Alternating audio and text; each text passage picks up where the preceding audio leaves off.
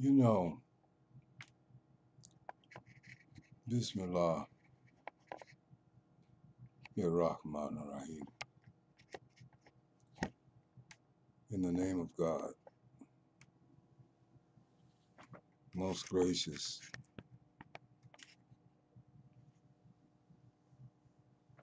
If I can ever get this UFO to fly right.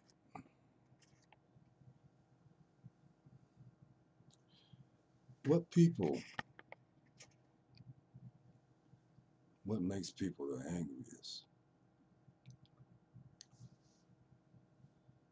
I have discovered in the years I've been upon this planet what makes them really angry with you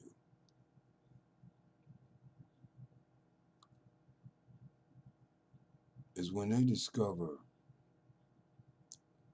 that you're no longer trapped in their boxes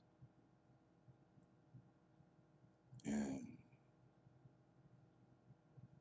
you are free. And they know they're not. Because the majority of people are not free. They have allowed this programming that has been done to us to destroy their freedom, to rape their music, to choke to death their singing, and literally snatch all of their joy away. And if they see that you sing and you can make music and that you can dance and that you have great joy, that messes with them, you know, because that means that you're no longer a part of their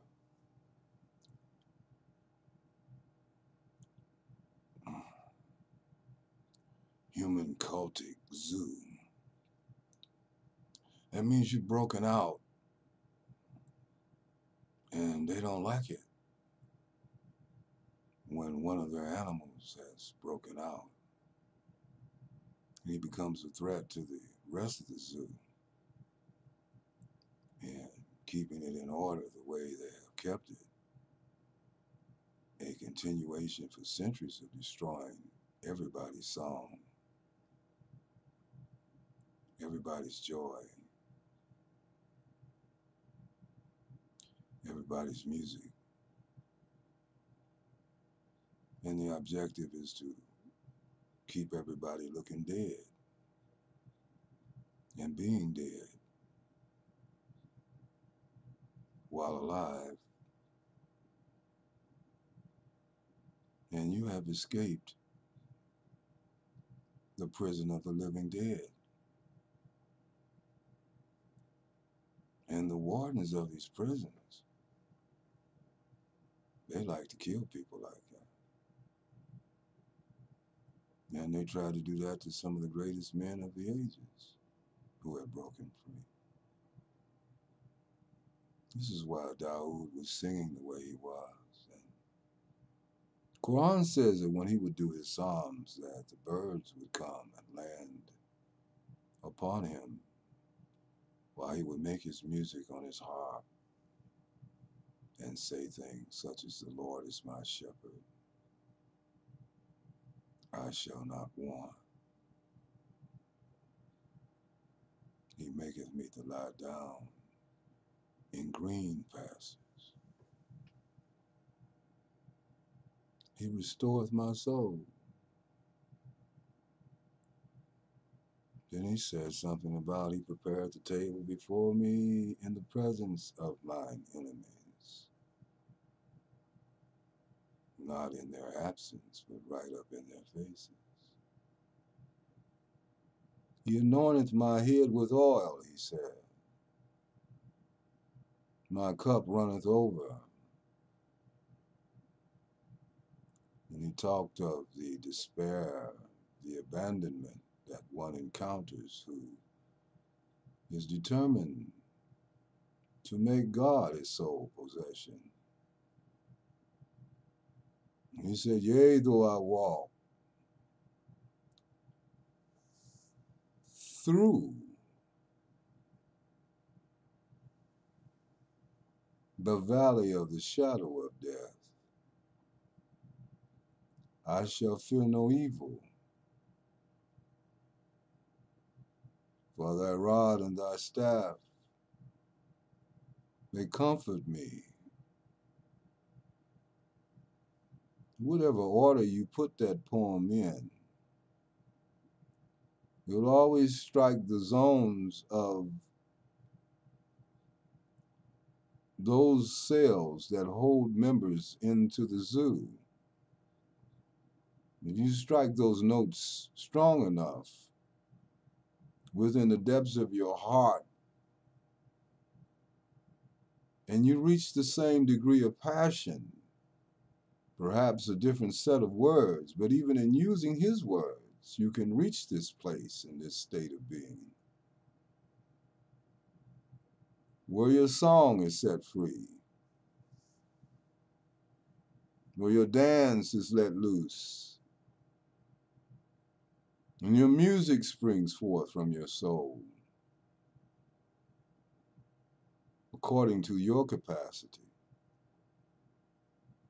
It upsets things, but it only upsets those that belong to the darkness. For those that belong to the light will join your song. They'll like your dance. They'll love your music, because they're not bound by jealousy and envy and all those things that people of the prison are bound by. They are suffocated by those things day in and day out. They live a lifetime in prison. And then when death comes,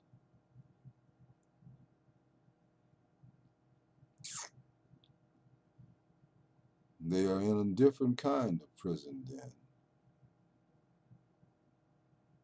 one that is eternal. Because you carry over to the other side what you were on this side.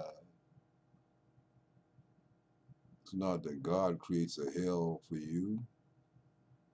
You created it for yourself in the way you thought in this life, in the way you spoke,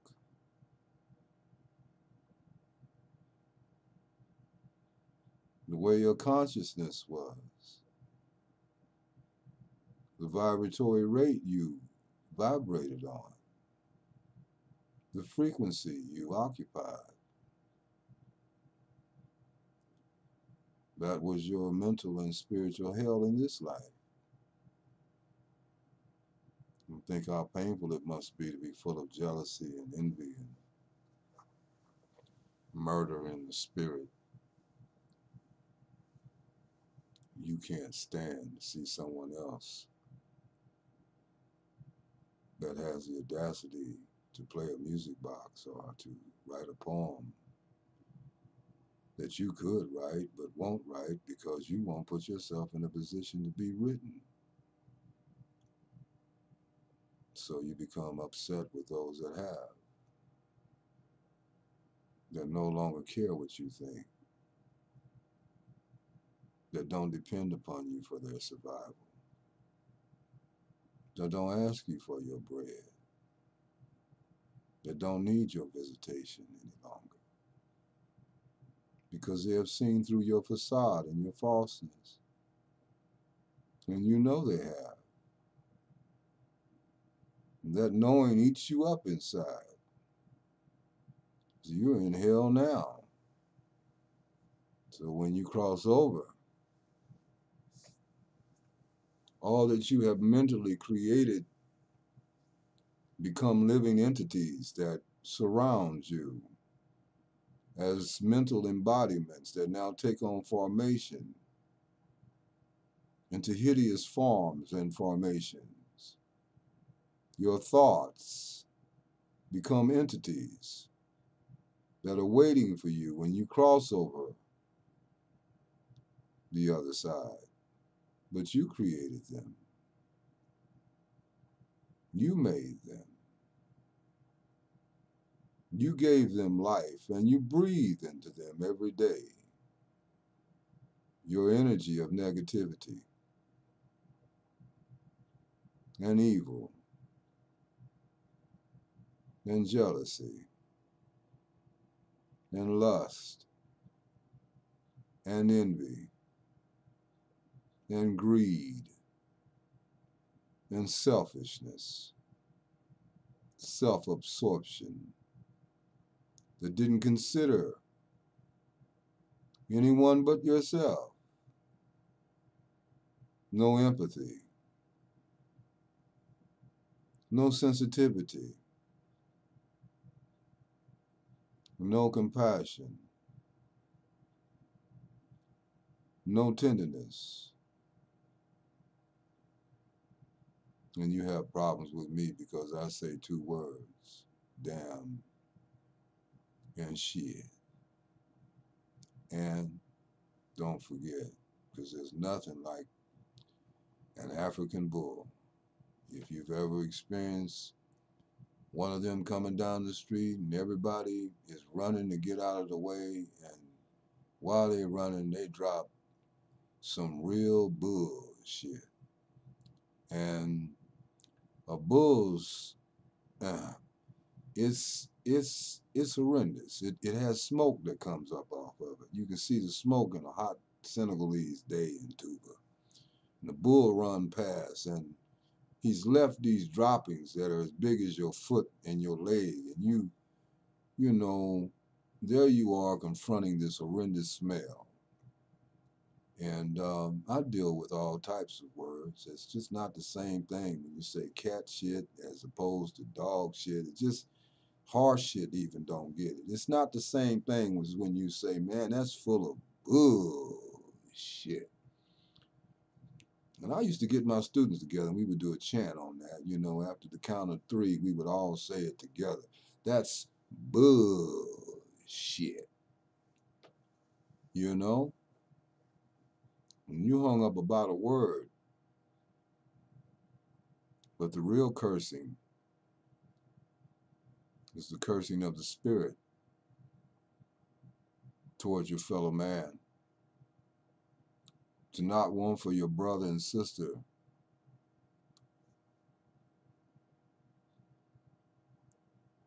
the same exact things that make you feel good, that you like to eat, you like to ride in, you like to live in. And both the Prophet Muhammad Sallallahu Alaihi Wasallam and Yahshua, that you wrongly call Jesus because there is no J in the Aramaic or the Hebrew languages that he spoke, but you so saved you don't even know your master's name. You so saved that you classify everybody else as nothing and you exalt yourself. I've seen him do it. I was a part of that. I came up in that. And I also saw the psychological damage that did to so many people in creating spiritual dwarfs that remain that way today after years of being in churches or years of being in mosques. They're worse after becoming religious than they were before they joined these organizations. Dr. Howard Thurman taught me in the last couple of years of his life, we were pen pals, the greatest black mystic that ever walked the face of this planet in this century or last century. American born. He taught some of the greatest preachers that ever walked the face of this earth. Dr. King, he was his teacher. He was Benjamin Mays' teacher. He was Jesse's teacher. But he was my personal friend in the last up to the last 3 years of his life. He said these words. He said, no one can deny that institutions are the great creative means by which great creative concepts are held intact. But unfortunately, they often become the same means by which those great creative concepts are often embalmed. I wanted to read a few poems to you, that's all. And I had an experience today. I never know what I'm going to say to you, as you very well know by now, if you've been following me at all. I can always tell a person who's not been reading me, you know, little things they do, come like they really are into me and don't even know how to write my name. I'll come sending me a message in the box talking about hi, you know. There's certain things that turn me off, like there's certain things that turn you off. High is too trite. Hell is too low. And you're not giving me that benediction because I'm not accepting it. And I've taught, what is acceptable to me, and everybody has a right to what's acceptable to them. It doesn't make me mean that. It doesn't mean I'm more important than you or better than anybody else because I have a right to my own individuality and creativity like you do.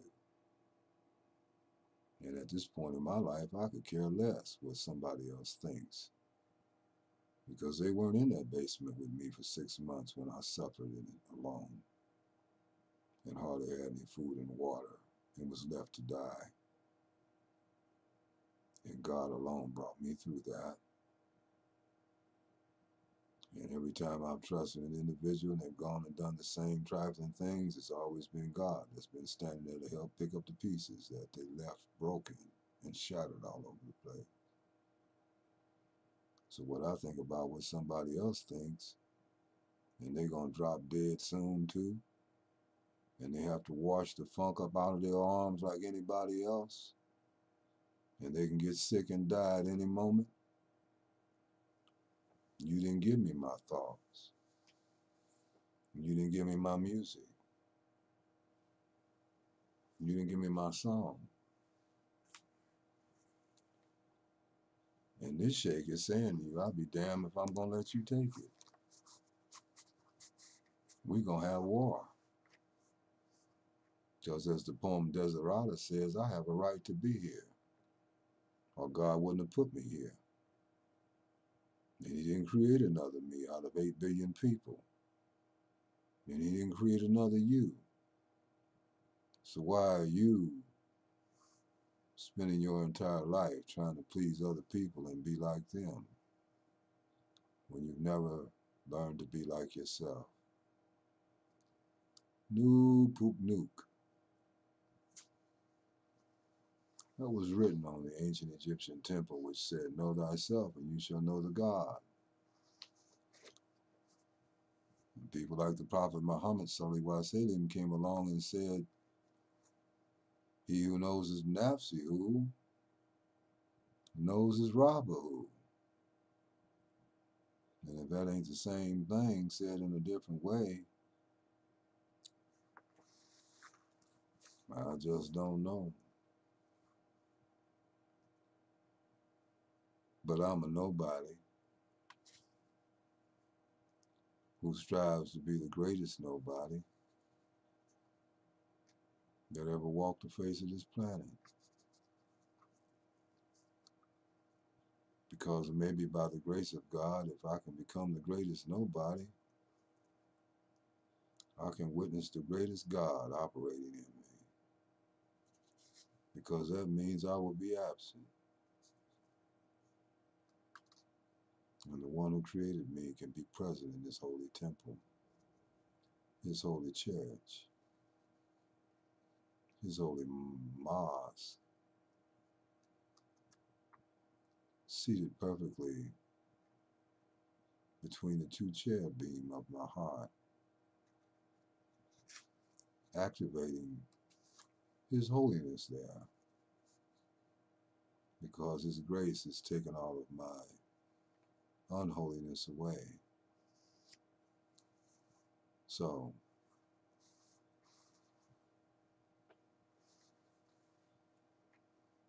that's what that is. I want to read some poems to you. Seriously. About 1 1/2 of you like me reading my poems. That's why I don't shut the page down. I want to shut it down so bad. I really do. There's just too many people are taking it. They're never going to support or give. But God always reminds me that I promised him if there was just one or two, I will continue doing things for them. And I'm really struggling with that promise that I made, God. Because I see such ugly people.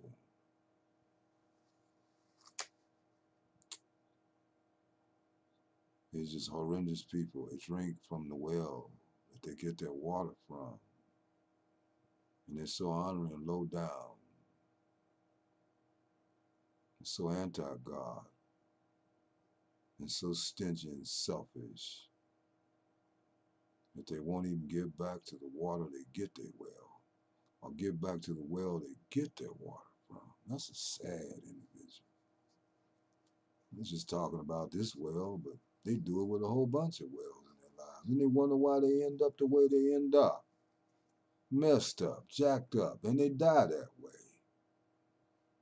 Wasn't that God got mad at you because you went up on the 20-story building and decided to think you could fly and jumped off and found out that there's a law called gravity and that concrete don't move? Because when you hit it, you blew into smithereens, like these walls you're running into in your life, because you're such a selfish individual. You're trying to hold on to everything that wasn't yours to begin with. And you fighting and killing people over it. And you're going to die and leave it. And you didn't come here with it. And you won't share it. This is why the creative power snatches everything from you. And Yahshua talked about that in his parables to people. He talked about these same things, and all of the great masters did. You try to turn into God, and they told you to worship God, and showed you how to worship God. But you've made them into God, so you'll never be like them, and they told you you could be. Jesus said, greater things than these shall you do, the one you call Jesus. You'll never be greater than God, so he couldn't have been talking like that. You didn't stop and think apart from what they indoctrinated you to believe. And I hear people just stand up, and I heard them when I was in the church. It didn't make sense to me then. It doesn't make sense to me now. One minute you talking about Jesus as your master and your Lord, and you turn around and call him the Lord God, and you're talking about God, and you're confused.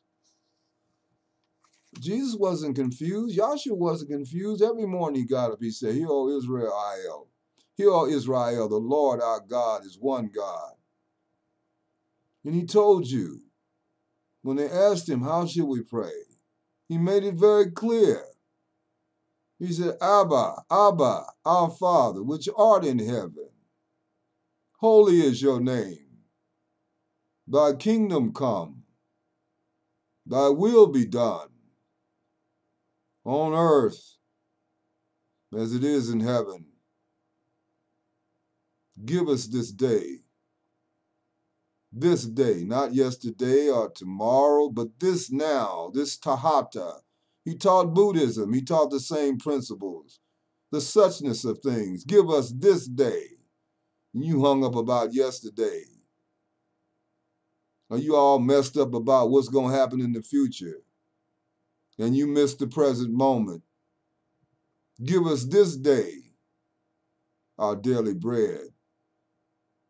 And forgive us our trespasses, as we forgive those who trespass against us. You want forgiveness, but you don't give it. You want grace, but you don't give it. You want mercy, but you don't give it. What you give is bullshit. Nothing like an African bull.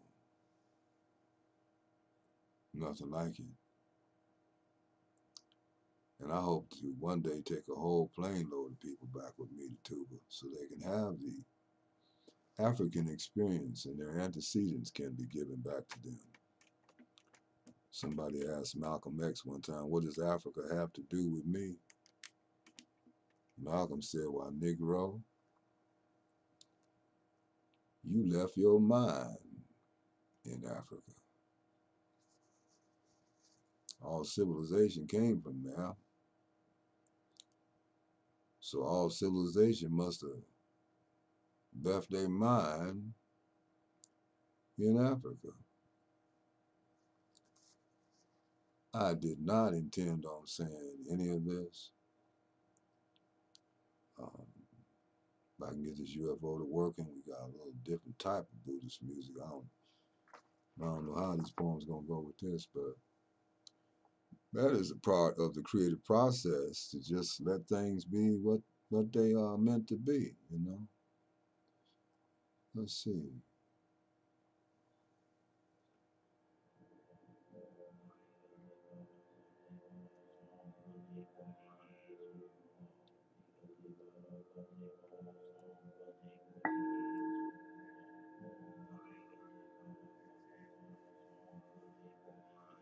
And my Buddhist master passed me the Tibetan Buddhist order robe, a mantle that is. She's the first black woman to ever be ordained in her Tibetan Buddhist order. And they do some very deep chants, striking the spiritual centers of the body. Temple. It may sound strange to you because you're so trapped and you don't understand the power of sound. And music. A nobody poem.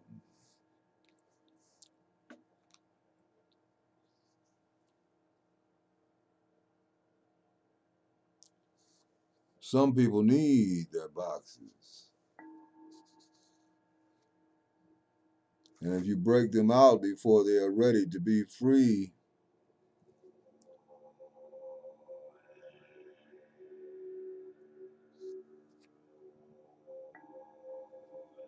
they collapse.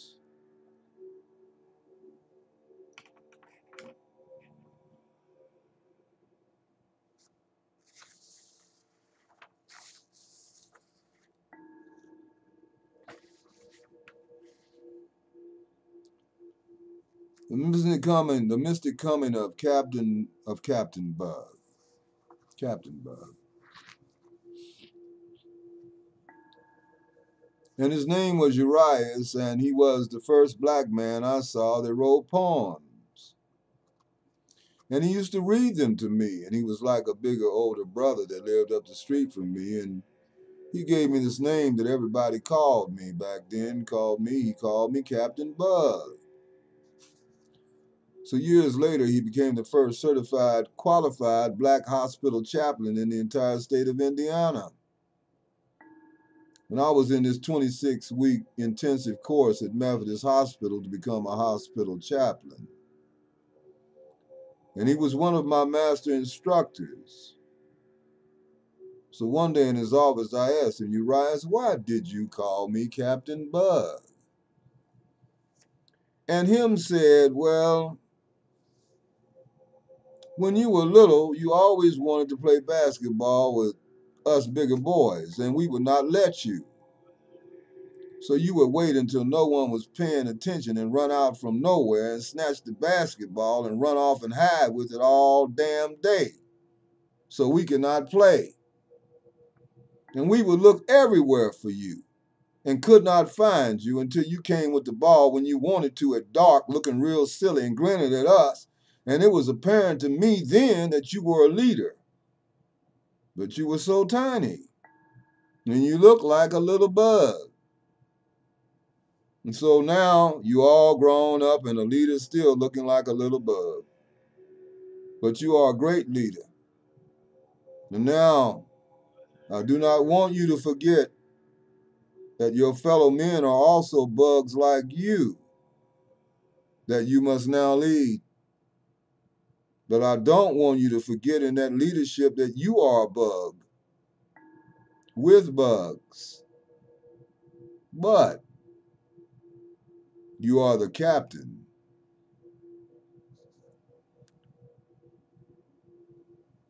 of all the bugs.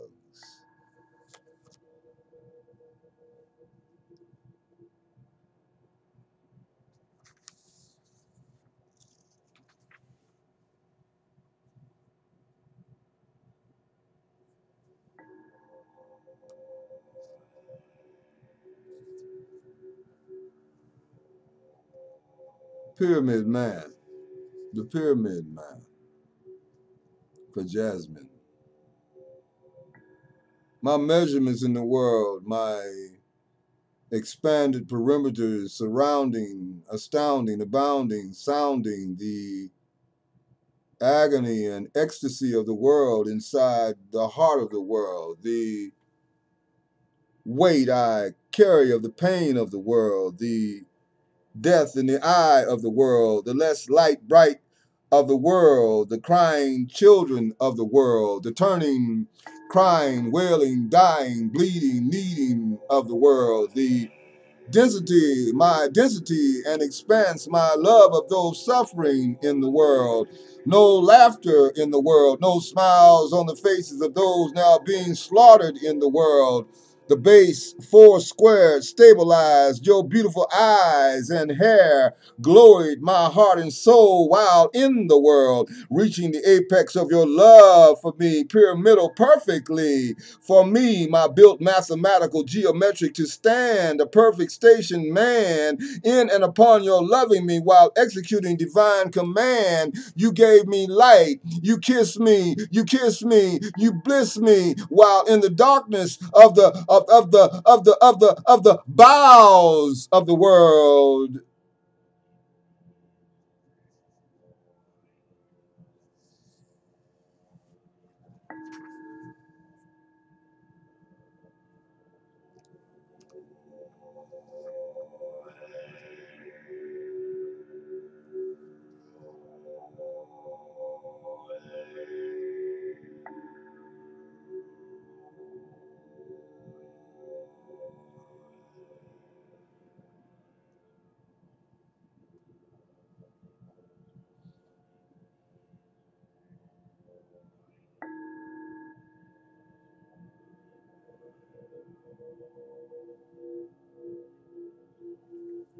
A goddess,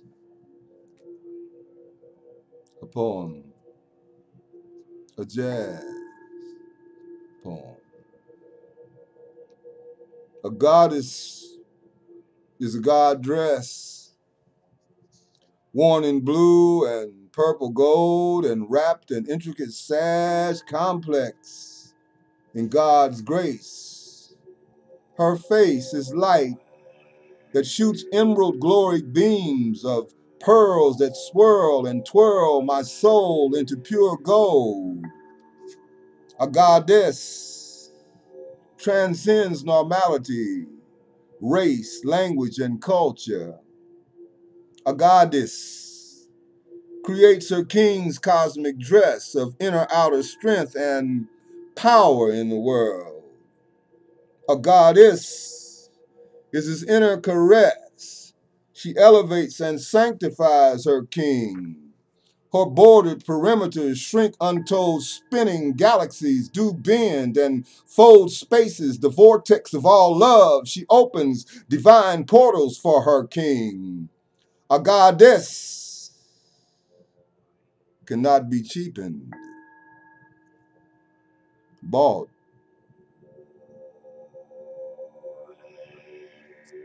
or sold.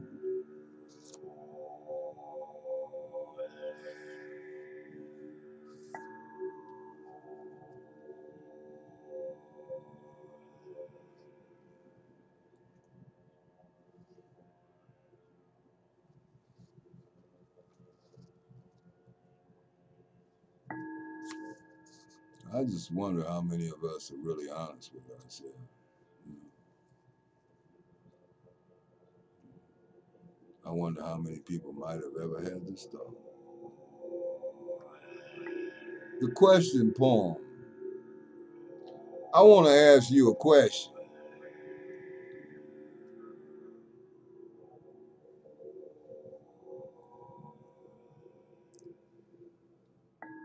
Have you ever thought of microwaving someone?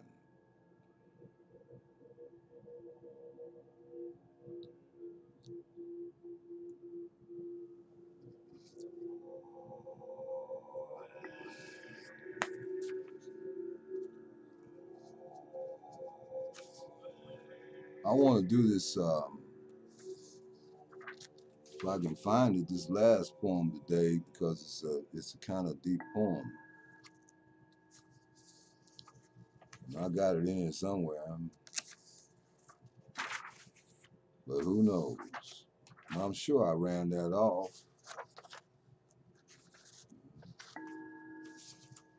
Might not have, but you know, because I told you I'd be dipping.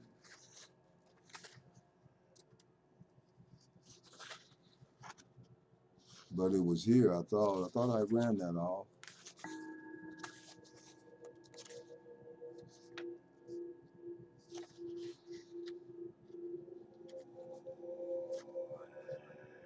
I never know what I'm gonna say to you.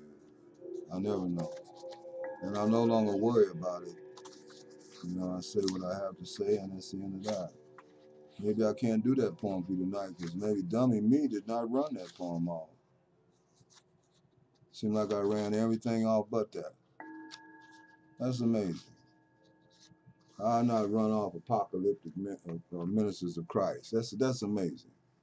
Hold on for a minute. But that's the dumbness that goes on in the cerebral regions at times. And I really wanted to read that to you tonight. That's a serious poem. And it's probably my most popular poem at this point, over 4,000 hits and likes. So that's why I can understand I didn't run that off. But I did run this one off.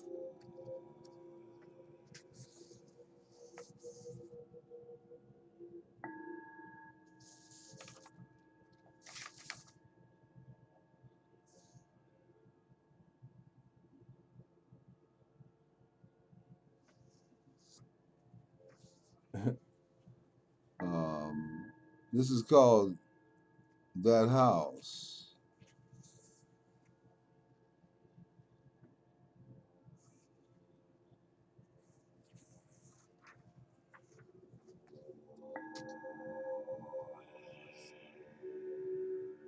No pride in that house.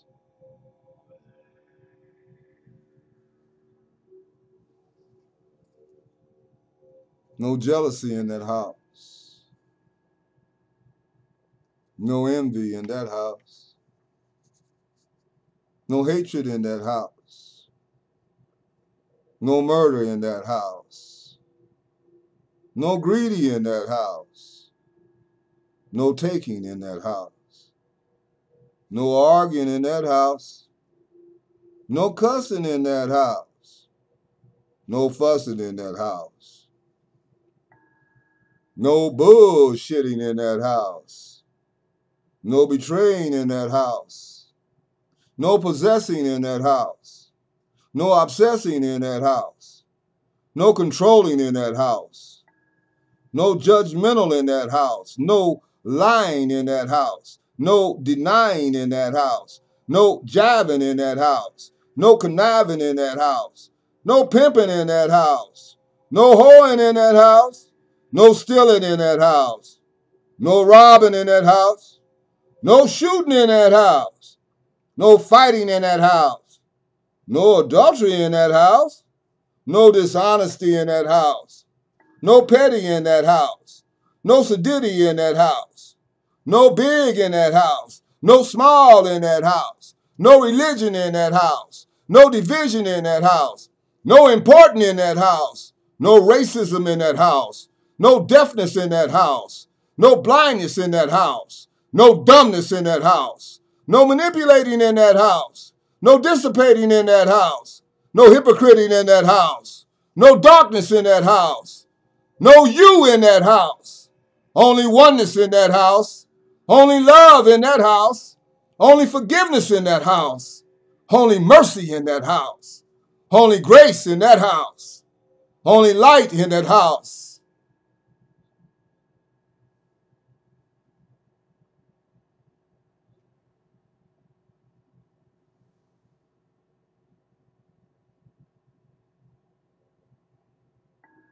Only God in that house.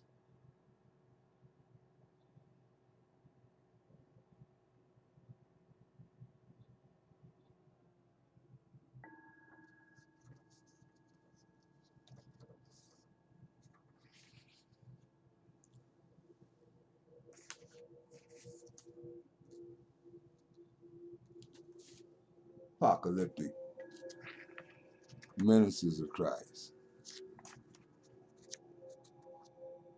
Nowhere to be found. Maybe. Ah. But before we do that,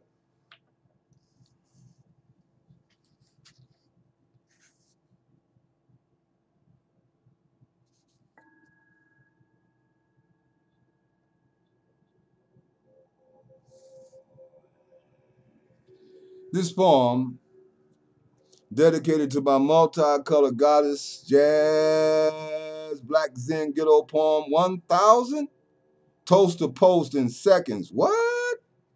Lord gonna send me my publisher, me trust him. And then Cletus will be Siam again. But then when her hymns win, you know, them can man, we will not give a damn.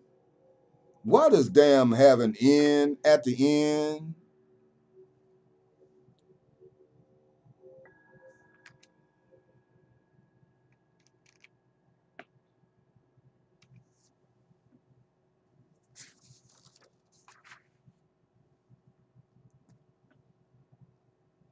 Give me a minute to find the state of this poem, please. This is a hard poem, but it's truth.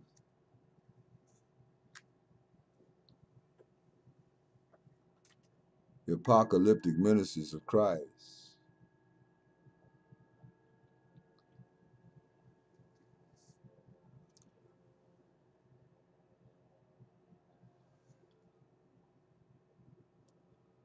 To be told of love that never touches bliss, that never kisses the lips of the bone of soul, that click at the hips, that will not twirl or dip for lack of love oil, that betrayal that has killed the heart and soul for cowardice untold, manifold boundaries of cheapened integrity, sold out while visual perceptual nightmares have raped the meaning of all that was beautiful and meaningful, turns into burning flames where the present is devoured and consumed into more burning, turning, leaping in the wind, floating, flying, lying ashes of triteness and meaningless promises never kept that murdered the spirit with swords of relationship hypocrisy.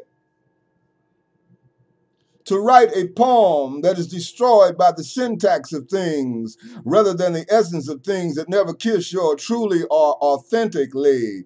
To know the essential meaning of too much pain as an embodied inhabitant of islands on islands of solitude crowded with too much loneliness that turns into happiness only after your or someone else's death has occurred that you also raped and molested in a zillion trillion ways and also did not love. And your death that you heard, or did not hear, coming near, coming toward you, coming like a light speedy, coming Japanese, coming like a locomotive without tracks, Japanese locomotive, coming without tracks, floating on air rails that can never, coming, derail, to smell colors and taste music and hear silent trees and rivers and seas, singing your name in spite of all that would not sing the meaning of your sacred sacred name that were wolf howling, prophetic and catastrophic declarations of you inside wombs of love that never gave birth to anything but stillborn children with no hearts or souls, claiming to be your friends that told you just call me and I'll come running, that went further away when you called and did not a coming, running, or a coming, cosmic, coming, love, grace, face at all, is to somewhat know the horrific meaning of a dream that turned into a nightmare you have downloaded on a bootleg CD that will never play, that you stole dishonestly from a dope dealing idiot sitting outside the McDonald's Annex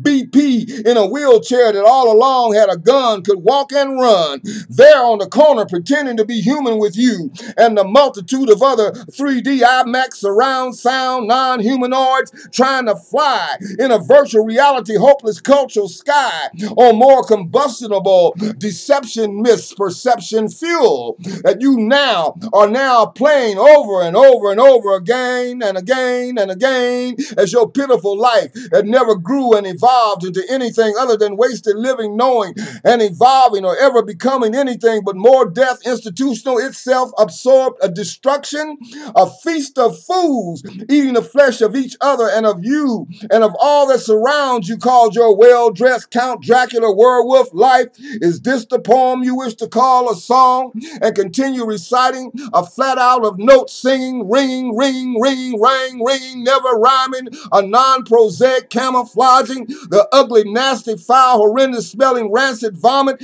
you are respectively throwing up constantly all over the omniverse as a mesmerizing, hypnotizing, falsified non-liberation. This damnable hellish vomit now coming out of you that you are now claiming as the best tasting wine you wish to serve this humanity, that you want those you have dematerialized, deceived, and repetitively, and consistently lied to from the atomic core of your soul, while telling the world and reciting torn, molded, mummified, fossilized, and petrified, abused, and misused scriptures. You are a holy and important minister of Christ. How long will you have to make the fleeting world and the living God believe this is the real you?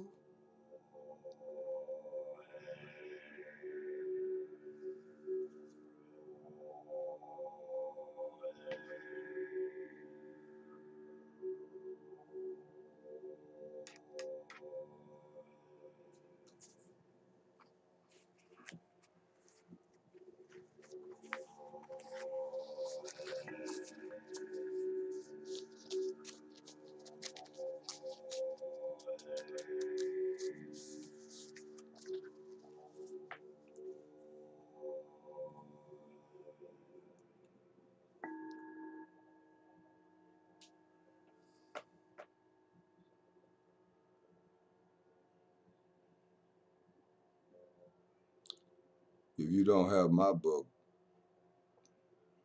if you don't have this nobody's book, something is really wrong with you that I can't fix, and neither can God.